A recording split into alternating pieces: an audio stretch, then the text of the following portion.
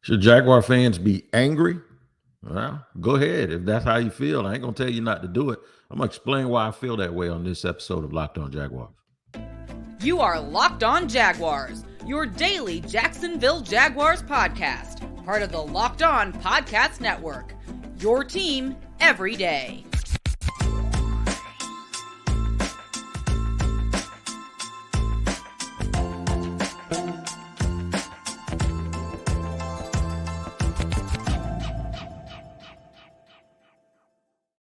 What's going on, good people? Welcome to another edition of Locked On Jaguars. I'm the host of the Locked On Jaguars podcast, Tony Wiggins, and we are here every single day because it's your team every day, and we always thank you for making us your first listen. A quick reminder, we're free to subscribe to on our YouTube page. That is called Locked On Jaguars. Go, make sure you hit the bell, hit the like button, and subscribe. Hit the bell so you receive notifications each and every time we drop an episode. And then while you're sitting at your desk in your office or riding around, wherever you happen to listen to those podcasts, make sure you tap in every single day so that you don't miss an episode of Locked On Jaguars, because we're here. It's your team every day, like we always say, right? I got to let you know today's show is sponsored by Gametime. Download the Gametime app, create an account, and use the code Locked On NFL for $20 off your first purchase. Last minute tickets, lowest price guaranteed. Also, I'd like to shout out to the everydayers for joining us every single day here on Locked On Jaguars. Make sure you join us every single day so you can be considered an everydayer also. All right, Jags lose 31-27 in Cleveland. If you heard the postcast yesterday, we kind of talked about what happened during the game. Today on today's show, I may not talk about exactly what happened during the game, because the same thing that happened during this game happened the last game, and some of the games before that, the Jaguars were able to win. Now they're on the losing end of some games because they have been doing losing things for a long time, but being able to get away with it. And it was masked by the fact before that they were able to get so many turnovers with great field position. Yesterday they got 3 turnovers. Doesn't matter because they turned it over 4 times themselves. So the turnovers couldn't mask the problems that we all see with this football team. And whether somebody on a national level, a former player, or anybody else says it, the truth is the truth, whether you hear it from somebody you like or somebody you don't like. So whether you like me or not, I'm going to tell you the truth today. We're going to go over the first segment. Is it panic or passion when fans react the way that they have obviously been reacting over the last 2 days? It's a hard no for me. It is not panic. It is passion, and you can't turn it off and turn it on whenever you feel like it or whenever it's convenient for your own narrative. Second segment, we're going to take a hard look in the mirror at who this team is. And more importantly, when you look and see who it is, you're going to see who it isn't. And that's something that has to be addressed during the off season. And then we're going to piggyback on the first segment and talk about how soft takes drive me absolutely crazy. And I know I'm not one to throw around the word soft or the word sensitive, because I know it's just a gaslighting word, usually trying to piss off somebody who believes they're an alpha male, or maybe an alpha male. Doesn't matter. I'm saying it today. Some of these takes are absolutely blowing my mind that I'm hearing about this team. And the reason why I'm bringing those takes up is because I hope the team doesn't feel the same way. And I hope they can take hard looks, like I said. All right, so first, the panic or passion. Fans panic all the time. I do it. Media panics all the time. We do it to get headlines and to make people pay attention to, there's something that doesn't have any, not just about podcasting, but I remember I was training to be a Sunday school teacher, and they talked about your title and the things before you preach a sermon. Your title has to draw people in. Sometimes your title can draw people in to the point where you never really deliver on your substance, right? That's not what I believe a lot of people in the media do. I don't do it. But what I want fans to realize is the way you feel about this team is not a mistake. I said last week, and folks will know this. I said last week, here's what you got to do. They're going to tell you, they're going to show you exactly who they are. When they tell you, you're either going to believe it or you're not.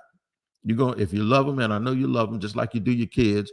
When I say them, I'm talking about the Jaguars or whatever team you're supporting when we're having these discussions. And right now, it is the Jaguars. When you love them, you don't ever want anybody else to say anything bad about them, even though you know it's the truth. I'm a parent of 5. I know that, right? I can say it, but you can't.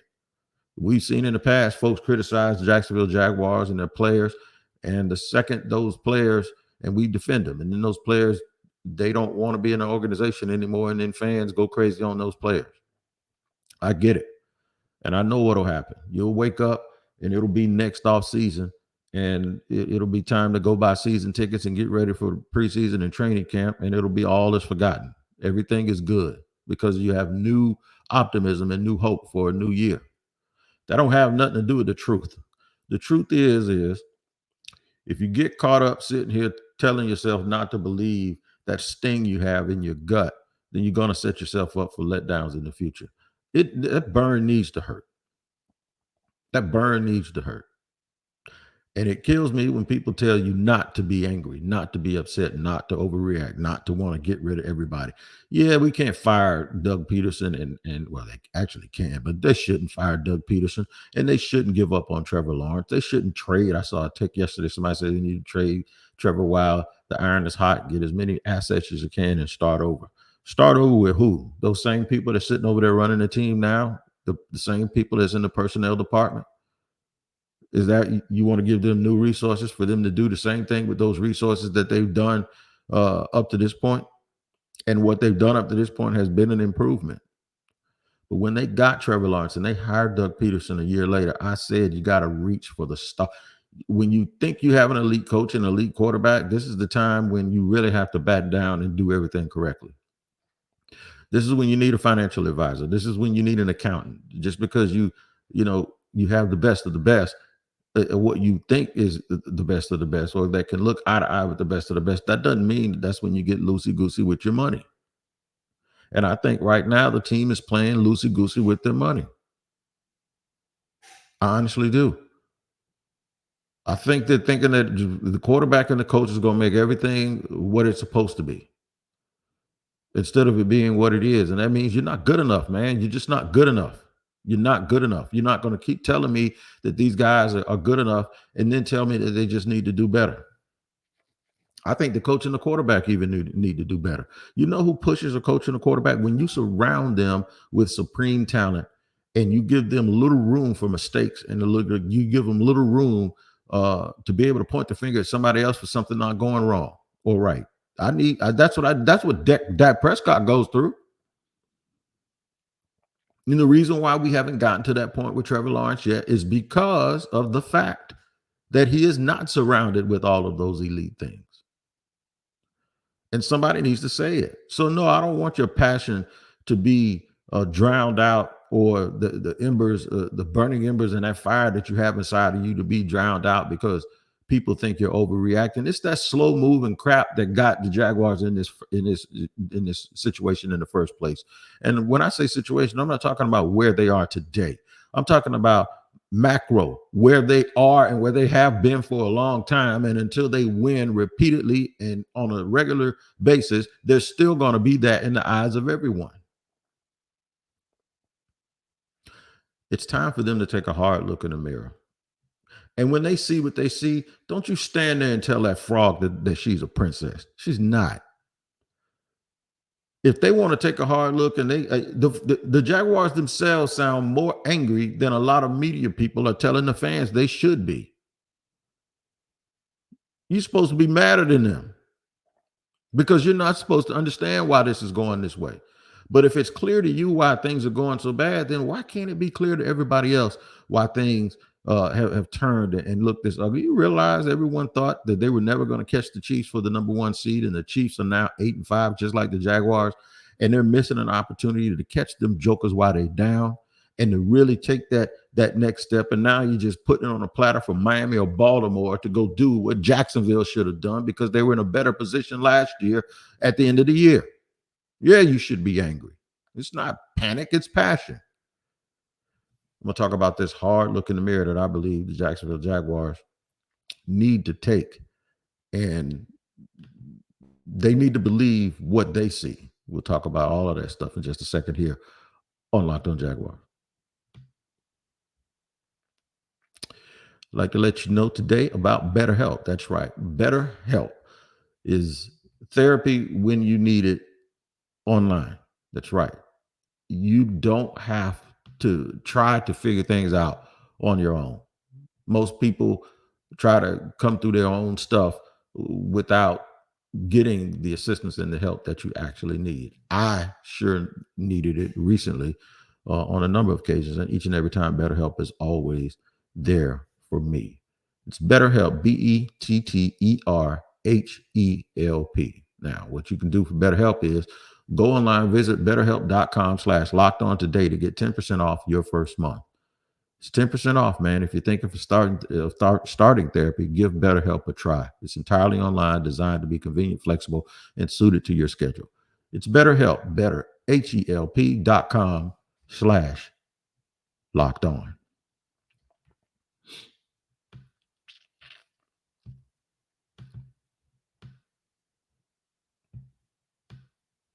All right, segment 2 here on Locked On Jaguars. We're at your team every day, and we thank you for making us your first listen. We talk about a hard look in the mirror and what that's going to do for the Jacksonville Jaguars. Look, when I say hard look in the mirror, I'm not talking about the players who have already admitted, like Zay Jones yesterday admitted he has to do better. It wasn't his best game.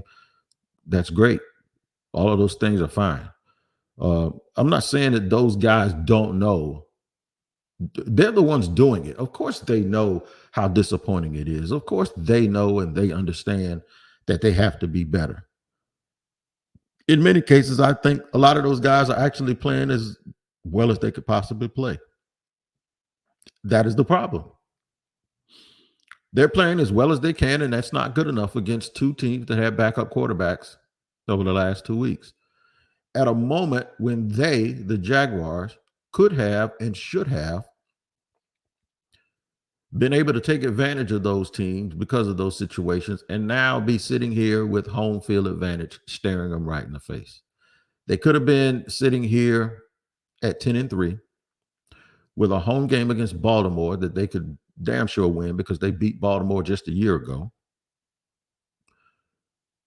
And then Baltimore has to play Miami. And so Baltimore could have actually done the heavy lifting for the Jaguars and also crash test dummied into the Dolphins and knocked them off too. And the Jaguars even still would have room to lose another game and end up 13-4. But the football guys didn't let it happen because I think in this industry, usually, and in this game, you usually get what you deserve. I think you get what you earn. I think you usually get what's coming to you. I think you usually are exactly what your record says you are. The Jaguars are 8-5. They are an 8-5 football team. But right now, they're not the good side of the 8-5 because they're 8-3 and they lost 2 in a row to teams with backup quarterbacks. A hard look in the mirror will tell you we are just not as good as we think we are. So does that mean telling Trevor Lawrence, look, you keep throwing the ball to Calvin Ridley with these misunderstandings? Let's get this under wraps. It's misunderstood because somebody doesn't know what the hell they're doing. Either you or him or both of y'all. So we need you to stop doing it. Yesterday, they were within scoring range again when they turned the ball over. They lost the game by essentially a field goal, even though it was 4 points, but it was only 4 points because they decided they had to go for 2. You decide you have to go for 2 in a game where you see a clear path to tying the game up by not going for 2. But you go for 2 because you realize in order to win, you're going to have to score twice. And well, in that situation, in order to tie the game, you got to score twice because you're down by 10. They figured, nah, we'll go ahead and try to win it by scoring twice, by going for 2 and then kicking a field goal, because there ain't no damn way we're going to be able to get down here again and be in scoring position for a third time in the next 8.5 minutes. That's what they decided. And you know what? That's a desperate football coach, but it's a desperate football coach doing what a desperate man does. Yeah, he was desperate because he knows his team better than anybody else. And he wanted nothing to do with trying to score 3 times on that team. Not because they couldn't move the ball, because they obviously could, just because they couldn't finish. This team cannot finish when they get in scoring territory. If you go back and look at all of their turnovers and all of their blown opportunities, there was a lot of them that were done when they were already within Brandon McManus's range to kick field goals. They don't do well under the pressure of the goal line. Is that a combination of personnel? Is it a combination of the quarterback at this point in year 3, pressure building up because you're trying hard to get to the next step, but you just don't have the things that you need to get there? I think that's what it is. And that's not deflecting. That's not shifting the responsibility of guys playing better on anybody else. What that is to me is that there's just a hard realization that once teams get film on you, and you heard the talking points, you heard all these dudes, whether they were right or wrong, and even if it's a lie, they're gonna play on that lie, as my boy Slim Charles from The Wire said. If it's a lie, we fight on that lie. Even if it's not true, people believe that Trevor ain't gonna go through his progressions because, one, he ain't gonna have enough time, and two, because he's used to getting hit. So what happens is he's going to start panicking, not because he doesn't have the acumen to do it. Not because he isn't smart enough. Kid's been around football a long time. He's been considered the golden child for a long time, and you don't do that by accident. What's happening is at some point your feet indicate what your mind is thinking. I gotta go. I gotta move. That's not just in football. That's in any contemptuous situation where there's a lot of pressure. That standing still is gonna get you hurt. In Trevor's case, he might absolutely be right. They got to look in the mirror and realize they are just not good enough. They are just not good enough. Go to the real good teams and start counting good players. What number do you get to before you get to just an okay guy? I guarantee you with Jacksonville, you may get to 5 and you go, okay, we're pushing it now. Do it. It's an exercise. And even if it wasn't about individual players, this is still about a collective. It's about a collective, a group of guys that for some reason just don't seem like they got it. Last week, Doug Peterson said, I saw stuff.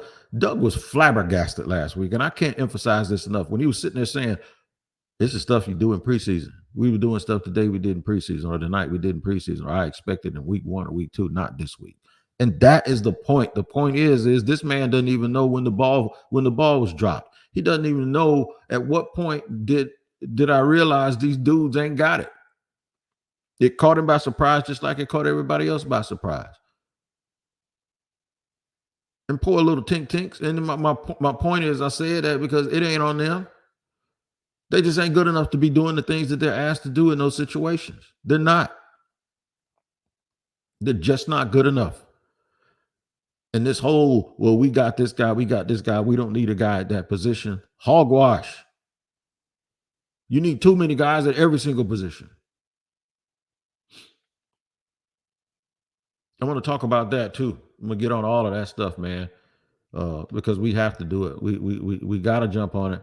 Before I tell you about Game Time, though, I got to let you know that Locked On has launched the first ever national sports 24/7 streaming channel on YouTube. Locked On Sports Today is here for your 24/7 covering the top sports stories of the day with the local experts of Locked On, plus our national shows covering every league. Go to Locked On Sports Today on YouTube and subscribe to the first ever national sports 24/7 streaming channel. I'll tell you about these soft conversations or these soft points, these soft takes that are absolutely driving me crazy about the Jaguars, because I don't want y'all listening to them and subscribing to it, man. But I'm going to let you know right now, man, you better hope that the Jaguars don't think the way some of these people are thinking. I'll tell you exactly what I mean in just a second on Locked On Jaguars. All right, I'm going to let you know today about the Game Time app, man. If you're like me, sometimes you want to do things, but you keep procrastinating, and then at the last minute, you can't find tickets.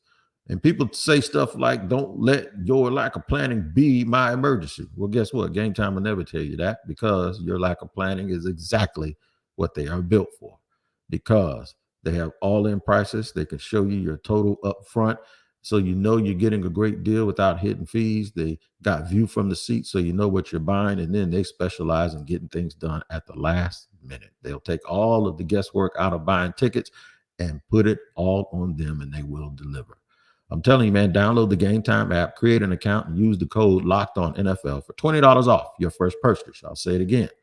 Download the Gametime app, create an account, and use the code LOCKEDONNFL for $20 off your first purchase. Terms and conditions apply. Again, create an account, and the redeem code is LOCKEDONNFL for $20 off.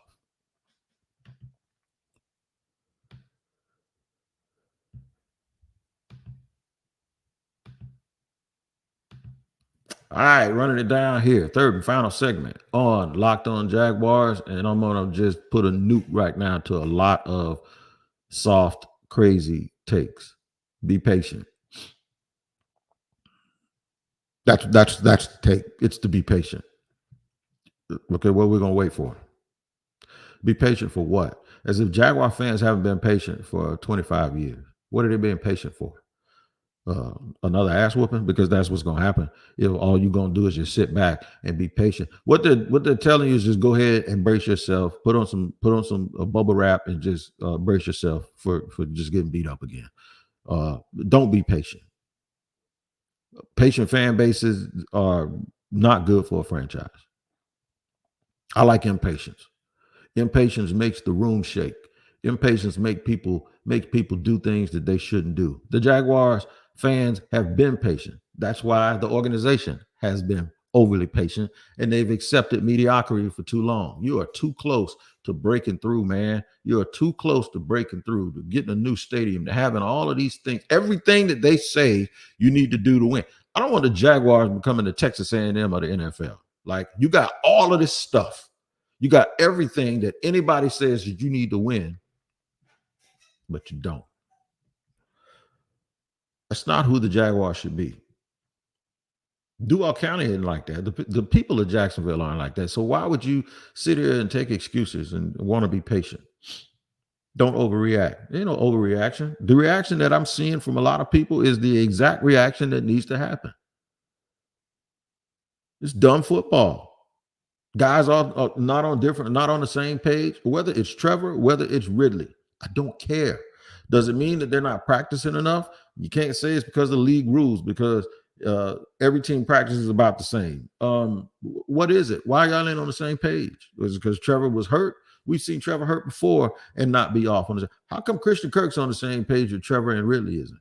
Well, if you tell me it's because Kirk's been here longer, I'll tell you, well, up until the point where Kirk hadn't been here longer, at this by the time this point got to last year, which was Kirk's first year in Jacksonville, they were already on a better page than Ridley and Trevor are now. I saw Christian Kirk's first 13 games. Didn't look anything like yesterday. I saw Zay Jones' first 13 games. Didn't look anything like yesterday. So what is the problem? The problem is at some point you're going to have to cut your losses. You're going to pay Calvin Ridley. So what are you going to do? You're going to pay Calvin Ridley less money that you're paying Christian Kirk. Because I know ain't nobody out there saying that he should get more from the Jaguars, right? Once you re-sign him, your draft capital goes up around. Instead of being a third, I think it turns into a second. Okay? So what do you do? You pay him to be a number two when you already have one? Or are you going to, just because you made a decision that all of us thought was good that didn't work, I respect you more if you cut your losses and went and moved on in a different direction. And it's not like people are saying Calvin Ridley can't play. It's not like folks are not saying you're panicking and you're letting go and you're quitting on Calvin Ridley. No, it's not. Ain't nobody quitting on Calvin Ridley. We're trying to make a decision of whether or not you should move forward with Calvin Ridley, and that is going to cost you money. It's going to cost you money. It's going to cost you a higher draft pick. What has he shown you other than the fact that you know his name, that he's a decent wide receiver, that should make you want to lose more compensation and pay him more money? Come on, y'all. It's common sense. This is what got this organization in this position in the first place. It's not about showing up every blue moon. Anybody can do that. In the NFL, a lot of teams do it all the time.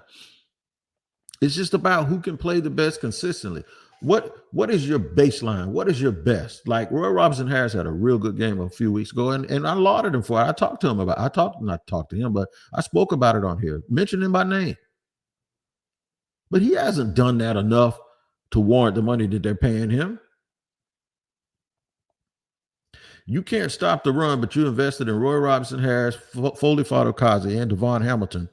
And I know Devon is dealing with a lot of stuff, but you can't stop the run against anybody as of late. Why? Is it scheme? Is it the scheme that has your pass rushers 10 yards off the line of scrimmage out in the flat? Maybe. Is it coaching? Is it too much club med? Is everybody too happy? Does everybody, all the love and, you go through the new facility, there's like protein bars and snacks everywhere and all of this beautiful. Do we need to put them back in the old locker room? And you heard rumors about rats and stuff. Do you only prosper when you're like the underdog, or you're like the James Evans of the NFL, or the Good Times family? Well, I mean, what can you not play when you have prosperity? Did you miss something in the grind?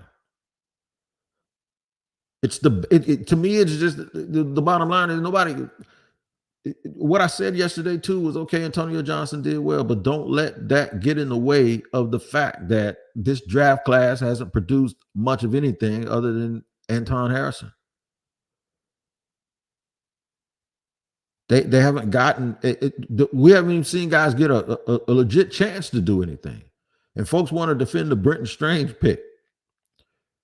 Go around the league and look at what second round picks have done and tell me and show me anything that tells you that Brenton Strange is ever going to be good enough to warrant that selection. And you can do the same thing for Tank Bigsby. What happened to him? At some point, they have to ask hard questions and look in the mirror. Those hard questions are this. What you're going to see when you're looking at mirror, you're going to see something that looks a little bit better than it looked before. It has a little more promise. But now you have to also ask yourself this. Are the people who's responsible for helping get this thing to the next level, for doing this, are they the right folks? There's been a question about Trent Baalke forever and a pass rush forever. Now, is the solution to the pass rush to just, and it's funny, the same people that want to go get Brian Burns or Danielle Hunter are the same people that say stop overreacting. You want to talk about overreaction? You got Josh Allen, who's almost leading the league in sacks. You got a guy on the other side who is playing really, really well. Didn't show up too much other than Trayvon Walker. But you picked him number 1 overall, right?